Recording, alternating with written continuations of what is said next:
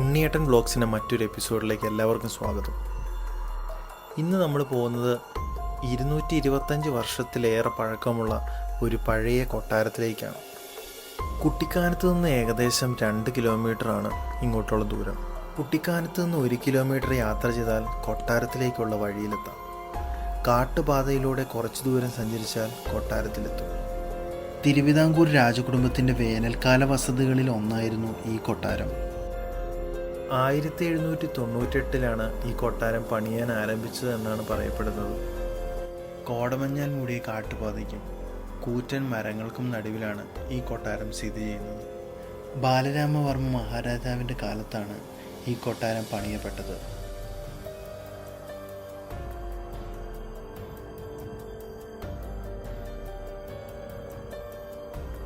മൂന്ന് മുറികളാണ് ഈ കൊട്ടാരത്തിലുള്ളത്. അതുപോലെ തന്നെ ഭക്ഷണം പാചകം ചെയ്യാൻ കിച്ചനും ഡൈനിങ് ഏരിയയും ദർബാർ ഹാളും നടുമുറ്റവും നാലുകെട്ടും 2 രഹസ്യപാതയും ഈ കൊട്ടാരത്തിനുള്ളിലുണ്ട്. ബ്രിട്ടീഷ് അധിനിവേശ കാലത്ത് ഒരുപാട് ചരിത്ര പ്രാധാന്യമായ തീരുമാനങ്ങൾ ഈ കൊട്ടാരത്തിൽ നിന്ന് എടുത്തിട്ടുണ്ടാവാം. ഒരുപാട് തടി ഉപയോഗിച്ചിട്ടാണ് ഈ കൊട്ടാരം പണിതിട്ടുള്ളതെന്ന് കാണാൻ സാധിക്കും.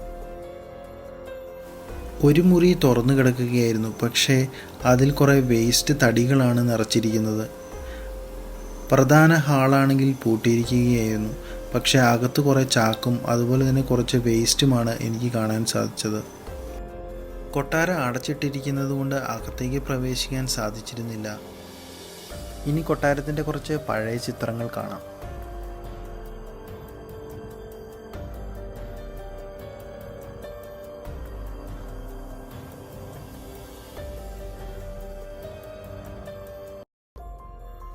രണ്ട് തുരങ്കമാണ് ഈ കൊട്ടാരത്തിലുള്ളത്. അതിലൊരു തുരങ്കം ചെന്നെത്തുന്നത് മൈലുകൾക്കകലെയുള്ള പീരിമേട് ശ്രീകൃഷ്ണസ്വാമി ക്ഷേത്ര പരിസരത്താണ്. ചിദംബരം പിള്ള മെമ്മോറിയൽ സ്കൂളിന് സമീപത്ത് ഇന്നും ഇതിൻ്റെ ശേഷിപ്പുകൾ കാണാൻ സാധിക്കും.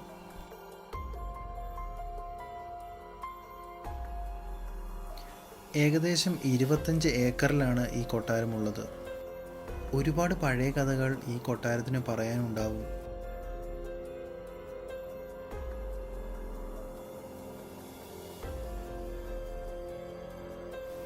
ഒരു കാലത്ത് പ്രൗഢഗംഭീരമായി തല ഉയർത്തി നിന്ന ഈ കൊട്ടാരം ഇന്ന് നാശത്തിൻ്റെ വക്കിലാണ്.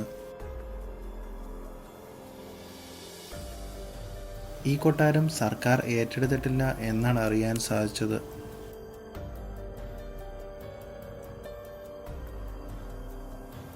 കൊട്ടാരത്തിലേക്ക് പ്രവേശിക്കുന്നതിന് മുന്നിലുള്ള ചെറിയ വഴിയുടെ ഫ്രണ്ടിൽ വാഹനങ്ങൾ പാർക്ക് ചെയ്യാനുള്ള സ്ഥലമാണ് ആ കാണുന്നത്.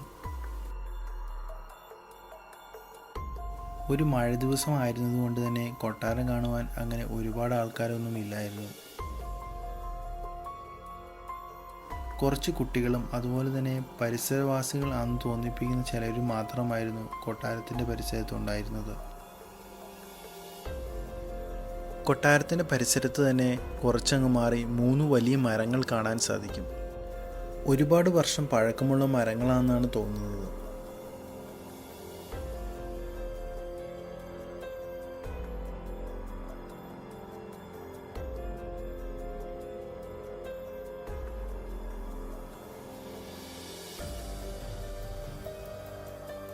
ചരിത്രശേഷിപ്പുകളും രാജകീയ ഭരണത്തിൻ്റെ സ്മരണകളും നിറഞ്ഞ പ്രദേശം സർക്കാർ സംരക്ഷിക്കണമെന്ന ആവശ്യം ശക്തമാണ്.